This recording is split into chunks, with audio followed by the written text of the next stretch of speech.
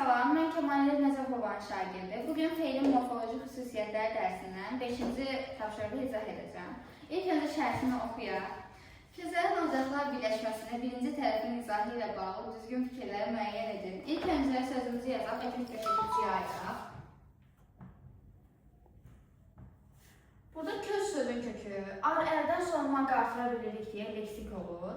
Əmri feili sifətin şəkilçisi olduğuna görə qrammatik olur. Feilin təsvirlənməyən feilidir. Bəli, düzdür. Çünki ən feili sifətdir, ona görə biri götürürük. Sonra keçmiş zaman mənalıdır. Xeyr, ona görə 2 səhvdir. Çünki əl indiki zaman anlayışı bildirir. Sonra xəbər şəklindədir. Xəbər şəkli zamanlar olduğuna görə, burada da zaman şəkilçisi olmadığına görə 3 də səhvdir. Sonra qayıdış növdədir. Xeyr, qayıdış növdədir. Burada qayıdış növdə deyil, çünki ı-ının şəkilçisi yoxdur. 4 də səhvdir. Təsdiqdədir, bəli, çünki mamə şəkilçisi yoxdur. Ona görə 5-i də götürürük.